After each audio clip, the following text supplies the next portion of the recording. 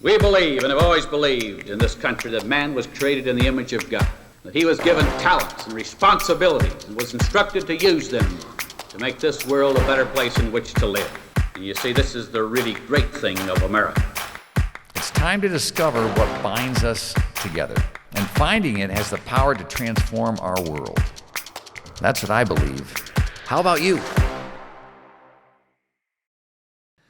Hi, everyone. I'm Doug DeVos, and welcome to Believe. I'm really thrilled today to have a chance to be with Pastor Corey Brooks to talk about an issue that's really important for all of us across our country, and that's about our cities and how do we create safer cities. That's the question we want to explore.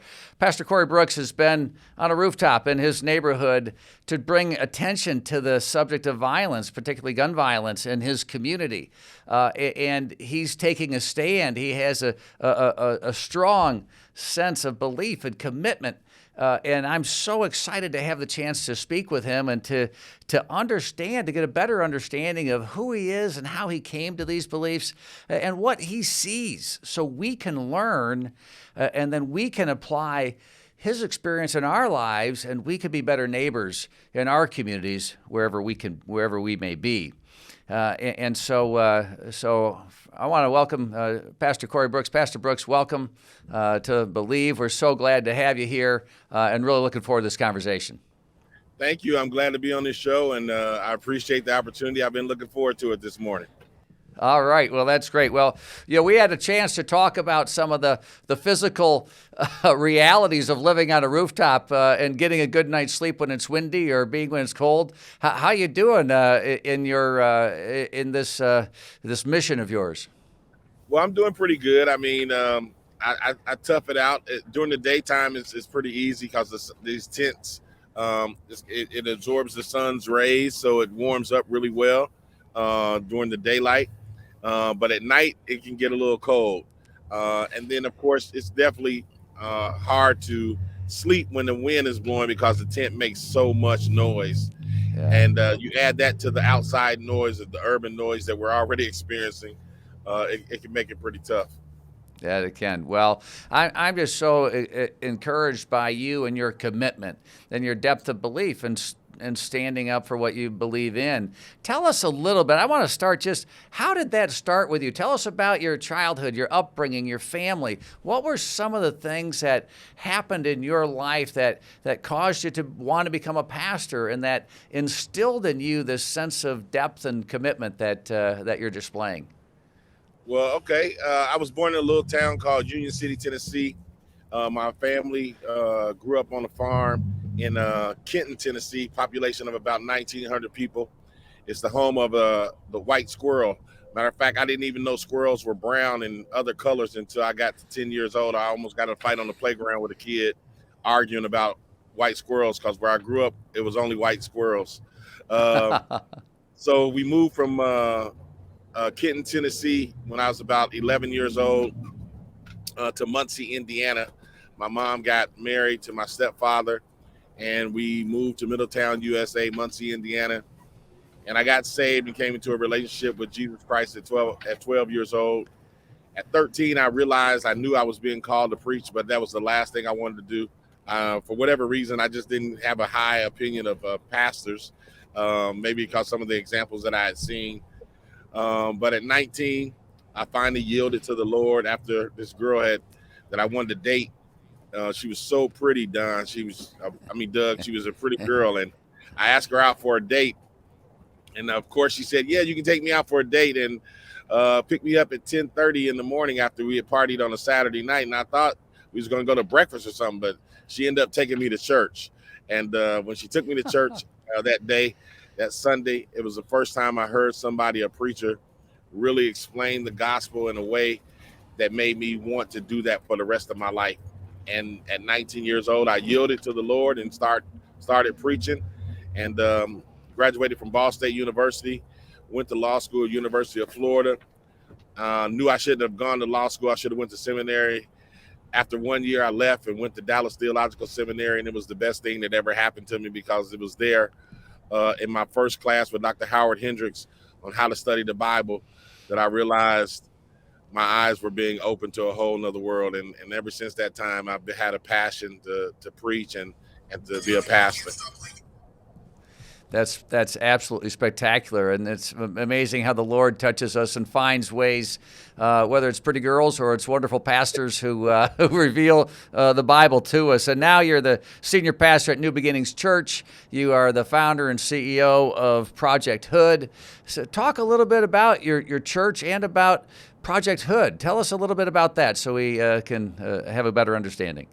So 22 years ago, we started New Beginnings Church, an urban, contemporary, creative, incredible type of ministry we wanted to use to reach people who were marginalized, people who were on the fringes of society, people who felt ridiculed, resisted, and rejected by church and the things that the church offered. We wanted to reach a segment that was not being reached. So we started the church, and we started it in the toughest neighborhood of Chicago because we wanted to reach individuals who really needed the gospel. I tell everyone, they ask me, why did you go to what Chicago sometimes called the most dangerous neighborhood in all of Chicago? And I told them, because God sends his best to his worst. And so we planted in that area, and we started New Beginnings Church, and we've been trying to reach people for the Lord in this community for over 22 years now. And 10 years ago, we started Project Hood as a result of me being on the roof of a motel for 94 days. That motel was caused a lot of issues in our community: sex trafficking, prostitution, drugs, gangs were using it. And I decided I wanted to do something about it. So I went on top of the roof of that motel to raise enough money to purchase it. And I protested there for 94 days until we raised the money. And we bought it and tore it down. And that's kind of reason. And while I was on the roof, that's how we started Project Hood. Well, you are then therefore familiar with roofs, and you're familiar with acting on your beliefs and doing something about things that you see and things that you believe, and you're compelled by the gospel to start, or by the by your faith in the gospel to start this church and reach out to people. You're compelled by seeing something in your community to do something about a motel that was a place for a lot of bad things happening in your community. How do you think you came about this desire to express your beliefs in a powerful and a public way like this, to share your beliefs with other people in a way that, through the church and through your demonstration and in your protest, still has compassion for people? And everything I've seen here, you're expressing love for people, even though you're frustrated with the situations. Yeah, I really do believe that God gives you a purpose and a passion and gives you certain gifts, skills, and abilities. And for whatever reason, God has just given me a gift of compassion for people who find themselves in circumstances like where our church is ministering, single-parent households, where 80% of them are single-parent households, guys who are in gangs, who need a second chance, who need opportunities and alternatives, people who find themselves on the fringes. That's just where God has gifted me to have an overwhelming amount of grace and compassion toward those individuals. And it's hard to explain. All I know is that God has placed it in my heart, and I love to do it. I wouldn't want to do anything else in the world. People say, hey, you went to Dallas, you could have went to the suburbs or anywhere in the country. But yeah, that may be true, but it might not have been the place that God wanted me. I know without a shadow of a doubt that where I am in the hood, on the south side of Chicago, one of the toughest neighborhoods in America, that's exactly where God wants me. And I want to be in the place where God wants me, ministering to the people that God wants me to minister to. And it takes, he's given me the grace, not just the grace to do it, but the faith and the courage to do it, because you need a lot of it. It takes a lot of courage to stand out and have beliefs that are sometimes different from the people that you minister to, and different from your peers. And it takes a lot of faith and trust in God just to believe that God is going to fix it and turn it around and make a way for you out of no way. And so those are the three things that I think God has just really blessed me with: a lot of grace, a lot of courage, and a lot of faith. Yeah, that's a great story. And you've talked about I like your phrase. God sends His best to the worst or the most difficult places. You've talked about your commitment to your neighborhood, and you've talked about this is where you feel called to be. How do you feel about others that you work with in your neighborhood? Do you have that sense of community in that neighborhood, a feeling that others are with you and supporting you and joining you, in your work? Yeah, absolutely. There are a lot of people in our community who want to see the community be better. They want to see it turn into a neighborhood and not just a hood. They want to see community. They want to see a sense of belonging. And so there are people who are really excited about what we do. But then, there are those who are not as excited, who want things to stay as they are, the status quo, and keep people dependent upon government and keep them dependent upon other people. And so there's a fringe of people who are definitely against me, but there's more for me than against me. There you go. I like that, and you're going to work with those who work with anybody to do good, and Yes. and keep moving yourself forward. Let's talk and shift a little bit, maybe more specifically, to the current situation and what you're talking about now, and that's the violence that has been impacting you and your neighbors. Tell us about that and what you're seeing and experiencing currently that led you to take this stand. Yeah, Doug. When I talk about God gracing you to do something and giving you the passion and the purpose to do it, I can't remember a time where I'm getting ready to talk about violence and what's going on in our neighborhood where I don't feel a sense of almost feeling overwhelmed, wanting to break down and cry. Even now, as I talk about our neighborhood, and you can hear the sirens in the background. Yeah. As I talk about our neighborhood, it really, I have to hold back tears because I see the pain, I see the struggle, I see the heartache, and I see that sometimes it seems as if no one even cares what's going on in urban America. Just yesterday, a 15-year-old boy was shot 24 times. He wasn't in a gang. He wasn't a bad kid. All he was doing was walking to the gas station to get a bag of chips. When you think about that, it pains you. And so I've just taken it upon myself to try to bring as much awareness that I can about the violence, but also do whatever I can to help people who are in these situations to change their lives around. And because our neighborhood is never going to be better if we don't do something about it. A lot of times, I believe a lot of people wait on government to come in and save the day. But I tell everyone that, there's no Superman coming in to save us. There's no Wonder Woman coming in to save us. That we have to roll our sleeves up and get involved in the community and do everything we can to change the plight of what we're experiencing every single day. And so I've just taken it upon myself to put my head down and pray like it all depends on God and work like it all depends on me. Yeah. Well, and you're right on both those fronts, aren't you? It all does depend on God, and He asks us to do the work that we're called to do, and what we can't do, He steps in and fills in. Absolutely. Can you tell us a little bit? The statistics are appalling, but they're statistics. You just talked about a 15-year-old boy that had family and had friends and whose life was taken needlessly. What are the stories of innocent people who've been killed because they were simply caught in the crossfire of this violence? And how can we fully grasp the magnitude? And as you said, you want to you want to just cry. It brings you to tears. And when I talk to pastors in our town here in Grand Rapids with similar experiences, they just talk about the individual. They talk about the family. They talk, this is a good person. This is a good kid whose life was taken. Help us understand that depth. Yeah, there's so many stories. Just in January alone here in Chicago, 30 women were shot. 7 of them were killed. 2 of them were pregnant, and the babies died as well. That's in January. In February, 15 days into February, we've had 10 teenagers to be shot and killed.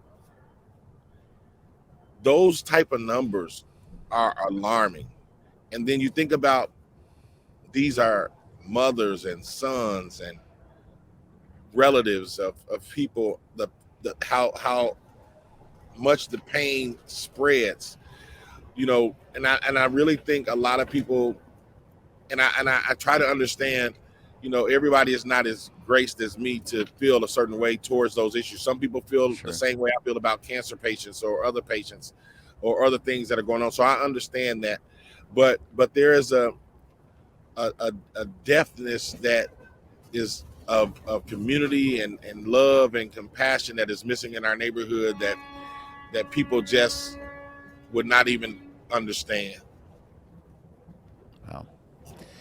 Well, those numbers are representing people. Yeah. And when you talk about January and February, that's just recently. That's not even to say the past year. Right. And it doesn't appear to be an end in sight. So why do you think? Why is this getting worse? What's behind it? What have you seen that's changed? You've been in the community 22 years. You've been pastoring at your church, your New Beginnings church. You've been reaching out to people, and certainly in that experience, you've seen probably some, better times and worse times, and you've seen things ebb and flow. What do you see is behind this seemingly, dramatic shift that many in the country have been watching in Chicago for quite some time now? Right. Well, one, you have the absence of God. There's so much a lack of morality in Chicago, and where God has been totally dismissed and put on the sideline in people's lives. That's first and foremost. Right. Secondly, this opinion that I'm going to share is not the most popular opinion, but you asked me, so I want to answer it as truthfully as I possibly believe. And I think post-60 liberalism has a lot to do with it as well, that a lot of the policies that are set in place in these urban areas have led to a decline of the neighborhoods, have led to a decline of families, have led to a total decline of education.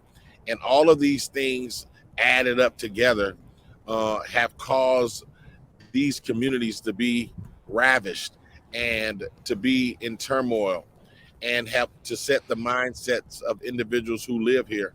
And so I think what has to happen is that we have to change that mindset. We have to show people that there is another way, give them options, alternatives, and opportunities, help them to come to understand about self-responsibility and accountability, and move them from dependency upon any other thing other than God and themselves, and move them toward family. Those are and we definitely have to fix our educational system. In our neighborhood, Doug, alone, the school in our area, in our zip code, the elementary school, 4% of the kids are reading at efficiency level. 6% of the kids are at math proficiency level. That cannot be tolerated. And so we need to figure out how to give these kids better educational options so that they can go on to be successful in life. But those are, from my opinion, some of the things that are causing the dramatic crime that we're seeing every single day. Wow. Well, Pastor Brooks, you have just identified in a very short period of time a wide range of topics, and I'd love to kind of dive in a little bit on each one of them or a few of them as we go, and maybe we can frame it up. by kind of thinking about some of the institutions of society, if you will, and maybe we'll start with education. You just talked about where the proficiency is in reading and in math for students in the neighborhood, and of course we start with a belief that everyone's a child of God and everyone has great potential and capabilities. So what are you seeing, if you drill down into that, what are you seeing as some of the reasons why things are so challenging to create, and I won't say education or school, to create a learning environment where where children can learn and be prepared for a better future? What are some of the things you're seeing that we should think about in our communities as well about the subject of learning and exploration and gaining understanding? Help us understand your perspective and what you're seeing in your neighborhood. Well, forcing families to send their children to failing schools is, to me, the civil rights issue of the day. That no child should be regulated to have to go to a school that's low performing and continue that low performing to spread into your child's life. So I'm a real big proponent of choice of charter schools and school choice, and having the money follow the child and not the systems. That's really, really important from my standpoint of view, because if we're going to get these kids out of poverty and get them educated, then they need to be able to go to better schools. I think in Chicago, I can't speak about other places, but I know the teachers union has really controlled a lot of what happens in these schools. We have some awesome teachers, so I'm pro teacher. It was teachers that helped get me on the right track, so I'm pro teachers. But our teachers union has caused so many bad policies to impact our children that it's caused them to have serious learning disabilities, and that needs to be dealt with. And I think the best way to do that is by allowing competition. Yeah, competition. You got it. And I appreciate so much your perspective, because you're identifying, in my opinion, you're identifying causes and you're just articulating observations, and you haven't tried to make it political in that sense, but you're observing things that as a community we need to be thinking about, and we need to be talking about, and we need to be considering innovation is what I'm hearing. Talk about how that applies. We'll kind of stay in the education area. How are kids going to learn some of the things? And I wrote them down. You talked about, being responsible, right? Idea of reliance, of independence, and not being dependent on anything, as you said, but God. How is that can that be formed in a child without a good education base? Absolutely. As I make these type of statements, I try to talk more about what I'm for than what I'm against. But when you get to talking about what you're for, then you come to the clear reality that sometimes you have to do something about it yourself. And so we're in the process of designing a school for young Black boys from single parent households that are below the poverty line. And we want it to be a Christian school so that we can teach serious godly principles like you just mentioned. I think the only way we're going to get out of this situation that we're in urban America, in Chicago, especially with these young Black boys and the violent crimes that we're seeing, is that we have to grab these boys early, and we have to begin to educate them, and we have to begin to mentor them, and we have to begin to father them. And like I said, no one is going to come in and do that for us. So if I really believe that, it's imperative that people like me who have the same thoughts start trying to develop educational institutions to help these children along the way, because they are desperately missing it inside the present educational system. Yeah, wow. And I love how you're for something, and that's the whole point of this, of what we want to talk about. People who have beliefs and they're expressing them, and they have a foundation of values, and that turns into ideas that they want to action and take forward. So thank you for sharing that, for what you're for, and when you're for something, someone's going to be against you, and that's okay. But you just keep staying strong to your beliefs. Let me talk about kind of another institution, in society, and that's business. So this whole idea of economics and the development of wealth. What do you see in the ability in your neighborhood for people to create wealth for themselves, to be part of the economic system, to engage? How do you view and see what's happening, or what you think needs to be done? I'm a capitalist, and so I believe in free market capitalism. And I think that one of the ways that people get pulled out of poverty is to involve themselves in free markets and involve themselves in a capitalist society. One of the great opportunities that we have as Americans, regardless of where you live, is to participate in an economy that opens doors for you and gives you opportunity if you walk through those opportunities and those doors. But on the flip side of that, we have to help people develop those concepts, that mindset, and those opportunities.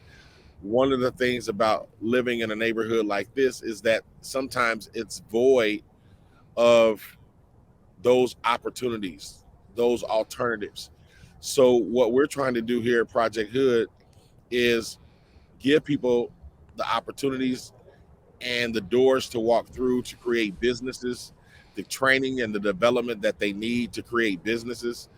Because the truth of the matter is, if we don't create businesses in our community, if we don't have entrepreneurs, then we're going to continue to see an economic decline, because people cannot flourish where there is no capitalism going on.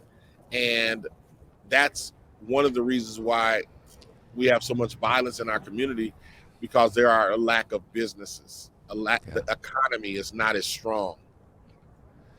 What are some of the things, so if you're talking outside of your neighborhood, to your neighbors outside of your neighborhood, in the business community, what are some of the things that you would like to encourage them to think about, of how they could expand opportunity, how they could engage in being part of creating or establishing pathways so that everybody can truly participate with a real opportunity to create wealth for themselves in a variety of ways? What would your message be? I would tell them, find places like what we're doing and things like we're doing where you can get a return on your investment. And sometimes the return on investment, people have to decide what they're looking for. Sometimes they want a financial return, and that's fine. I understand that. But sometimes it's a people return, that there's something good about helping a community to turn around. There's something good about helping a community to transform. And so I tell businesses and CEOs who have been coming here to stay in the tent with me, help us create strategies and systems and structures so that people can succeed. One of the things that I've learned about this experience being on the roof, and these CEOs who come here, they're so smart and so intelligent, and they have a way of looking at problems and then helping you to design systems and structures to get people towards success. And so I tell them, listen, you may not plant your business here, and I understand that, but you can still put some time and some of your talent and some of your treasure here to help us turn this thing around. And businesses in Chicago or businesses in America that do that, we make America a better place. And sometimes it's difficult showing people and getting people to understand that, but making Chicago, the south side of Chicago, a better place makes Chicago a better place. Making Chicago a better place makes Illinois a better place. Making Illinois a better place makes America a better place. And we have to get people to understand that even though these urban areas have drugs and gangs and things going on, we have to transform them because it makes it better for all of us. And that's the message that I try to communicate to a lot of business owners when they come here. Yeah. Well, Pastor Brooks, what a great message of being better and being neighborly, which is what we're all called to do, in that idea, and to just just flat out encourage people to care and to apply their time, talent, and treasure, in ways to generate financial and non-financial returns. There's so much that could be done there. Let me shift to another institution in society, our government. You talked about that a little bit, and we all know the role of government and how it was established in the history of our country.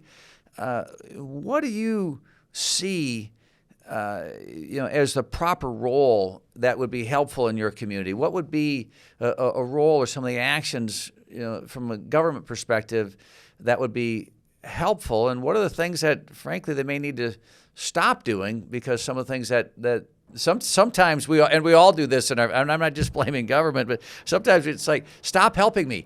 Yeah. So talk a little bit about that, if you could. I think one of the things that we definitely need government to do is reevaluate some of these programs that have been ineffective for over 70 years. And they have to come to the harsh reality that these programs are not working and have the courage to change them. That therein lies the problem. Government does not have the courage to change problems that they have created.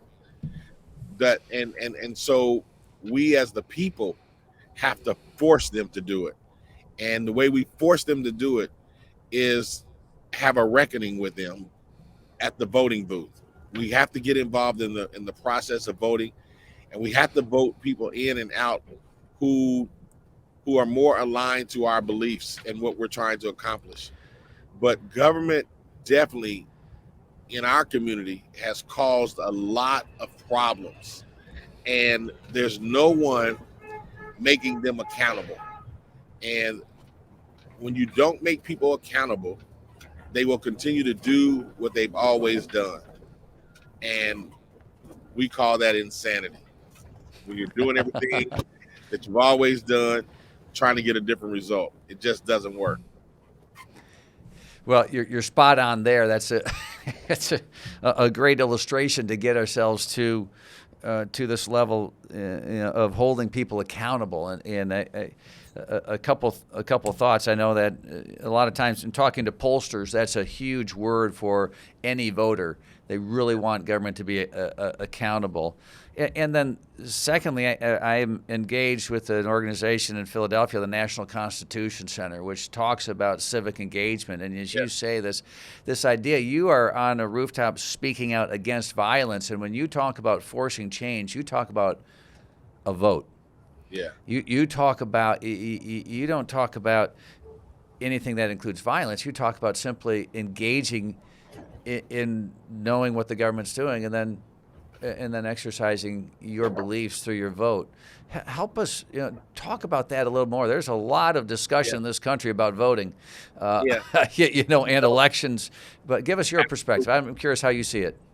We live in the greatest place in the world that provides us a democracy, and a democracy allows us the democratic process to participate in voting individuals in and out of office. To me, that is the greatest thing in the world that a country can have, because it affords us the opportunity when we disagree or when we don't like a certain policy to do something about it. And so I think we have to get people more engaged. I know I'm going through the process of getting people more engaged in the political process, but also giving them the tools to be more knowledgeable about the whole process.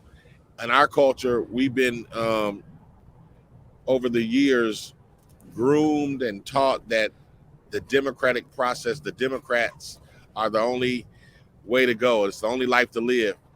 Well, I don't believe that. I think that Democrats have taken advantage of our community and taken advantage of our culture for far too long, because they know that 95% of the black people are going to vote for them. So why do anything for them? However, my conservative Republican brothers and sisters have not done anything either. They've said that, the black people are just going to vote for Democrats, so we just leave it alone. That's not so. So, in one party takes advantage of us, the other party ignores us. Somehow, some way, we have to teach in our community to get both of those parties engaged and hold both of those parties accountable. And so that's what I'm into. I'm into trying to give people the tools and knowledge about what it means to be a conservative, as I am. And most black people are conservative. They just vote Democrat.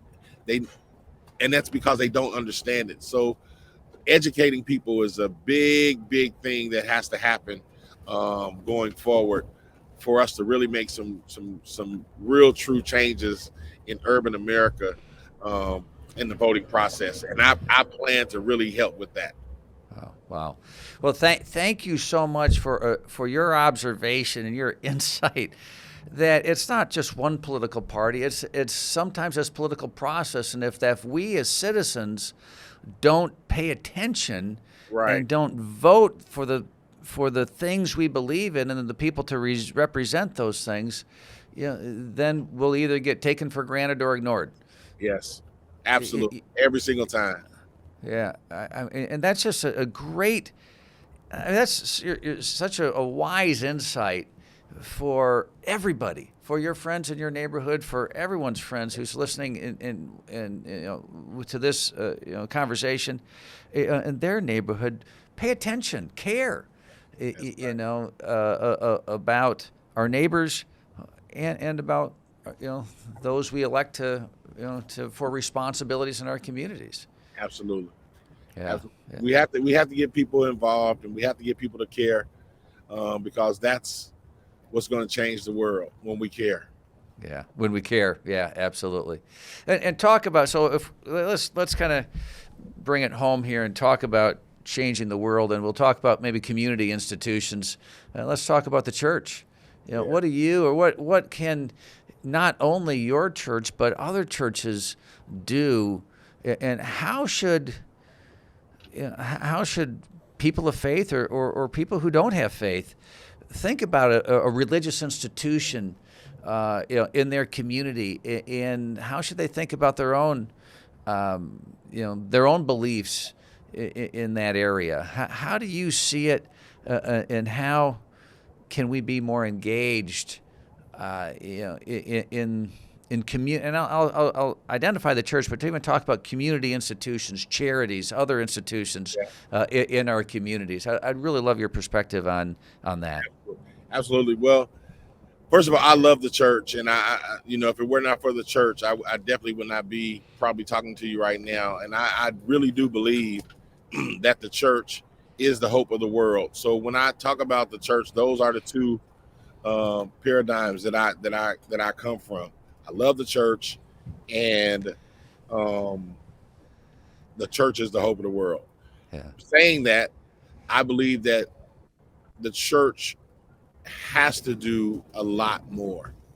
And when I speak of that, I think about here in Chicago on the South Side, we've got churches everywhere, but they're not engaged outside of Sundays.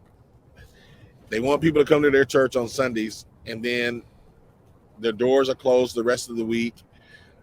They're not engaged in their communities. And I would love to see more churches engaged in the communities. If every church in Chicago on the South Side just took responsibility for their block, we could change Chicago instantly. But it's sad to say that for whatever reason, we're not interested in being the salt of the earth. We're not interested in being light to a dark world. We're staying hidden under a bushel, and we need to get out of the salt shaker and get involved. And that's the reason why our church is so actively engaged in everything that we could be engaged in to help transform this community, because I think the gospel has to move outside of the church. And I think people want to see a sermon before they hear a sermon. And people need to know how much you care before you talk about how much you care. And so that's my perspective on the church, and that's my perspective on how I wish the church would do a lot better in reaching people. Well, it's great because we live our faith every day, every Yeah. moment of every day. Sunday's a great day to reflect, refresh, renew with our our fellow worshipers. In whatever setting, someone's faith may lead them, but we got to live it every day. Absolutely. And I think that's the piece that we're trying to get to. I maybe a couple things. There's a lot of talk, in our society about things that divide us as in neighborhoods and community. But in our whole conversation, you haven't talked about that. You've talked about what you're for. Yeah. How do we get beyond this idea of division, of pitting group against group, people against people, neighborhood against neighborhood, whatever it may be? How can we address potentially divisive issues in a spirit that finds a way to get to a level of common ground or unity? And I don't mean by just kind of giving up or rolling over. I mean by addressing real issues that we may have differences of opinions about, but doing it in a way that unifies people. I think that's what I in this whole conversation. I'm just overwhelmed with how you're talking about really difficult issues, but you stay so positive and you're still bringing people together. Right. You know what? Dealing with gangs has helped me to understand a lot. And one of the things I've realized in dealing with gangs and people who are divided and who hate one another, I mean, to the degree that they actually want to kill one another, I have learned this. The only way you can get them together is, one, you have to get them God in the forefront. After you get God in the forefront, then the two things have to happen. You have to be selfless, and there has to be some humility. And when I say selfless, I mean you have to put yourself aside sometimes for the sake of unity. And sometimes your own personal views need to be sidelined for unity's sake. And humility is a big piece of that. I'm a very prideful person, but I have learned I have to humble myself a lot, especially with my views being so different. I have to humble myself a lot and hear people out and listen to them and communicate. So being selfless, practicing humility and communication are essential to moving forward with people. And if you listen closely to people's conversations without being turned off, you can find sometimes things that, okay, we may disagree on these 99 things. Let's put that to the side. Let's go ahead and work on this one thing for the sake of our community. We may not like each other. We may not agree on 99 things, but this one thing, let's try to work on it. And I've found and discovered that sometimes once you work on that one thing, you discover you have some other things in common as well. Yeah. So true. I have felt that in many ways in my life, and I know you have felt it and practiced it, that you can find an area of agreement. You say, oh, maybe there's another one. There's this third one. There's a fourth one. And then you just kind of build a relationship, and you can build trust as you go from there. Yeah. So Pastor Brooks, this has been fascinating. Maybe we could just kind of wrap up. You are putting things into action. Tell us a little bit more about your church, about Project Hood, about the school. Tell us just a little bit more about what you hope to achieve and what those projects are. So we're trying to change the community. We're trying to transform. In 2014, the Chicago Sun-Times said it was the most dangerous neighborhood in all of Chicago. We've taken offense to that. They call it O Block because it's named after a young man named O.D. Perry who was shot and killed. The gangs took the O in his name and started calling it O Block. We decided we're going to keep the O, but we're going to change it to Opportunity Block. And how we're going to create those opportunities, we're going to build this center It's a economic opportunity center where we're going to teach the trades in construction, electrical, plumbing, automotive. We're going to have restaurants because there are not a lot of restaurants in our area where we can teach culinary arts and teach people to train to be cooks and all kinds of things in other restaurants and other places. We're going to have a trauma counseling center where we can help people move through the stages of trauma that they've experienced, this post-traumatic stress that a lot of people have in our neighborhood. We're going to have an entrepreneurial center where we can start to get these businesses off the ground and help them to develop and to scale as well. We're going to have this school where we're going to teach these kids early on how to be disciplined, how to be accountable, how to be intellectual, and still how to be cool at the same time. It's all cool. We're going to create a place where people can have some fun, a swimming pool, a basketball gym, a golf simulator, a music studio, a theater, a place where a community can totally transform and find everything that they need to transform their lives. That's what we're doing here on the south side of Chicago. And that's why I'm appreciative of you giving me this platform today to share it, because I want everyone in the world to know about the change that's taking place. And when it's all done, I want everybody to know that it was not because Corey Brooks was so smart, but I want them to know that it was because we serve an awesome and a wonderful God that just happened to pick this neighborhood to show the world that he still lives and that he still transforms individuals, and that the church is the hope of the world. Wow. Pastor Corey Brooks, I am so thrilled to have had this time to talk to you and to engage and hear from you, hear your wisdom, and just thank you for what you're doing with the New Beginnings Church, with Project Hood, and the Opportunity Block. Thank you. You're taking something that has a violent and difficult history, and you're turning it into something that has a bright future. And it's because of your action, your faith that you're putting into action, and your campaign to end violence, to do it in a way that brings people together and brings peace to your neighborhood and your community. Pastor Corey Brooks, I'm grateful. Thank you for having the time, allowing me to have the time with you this morning. Oh, I thank you, and I appreciate it. I've enjoyed it immensely. All right, my friend. You stay warm, you stay well, and we look forward to connecting with you in the days and times ahead. Just so, thank you for your inspiration for all of us. Thank you for taking the time. Have a great time. You as well. Cheers. All right, thanks, my friend. Bye-bye. Bye-bye.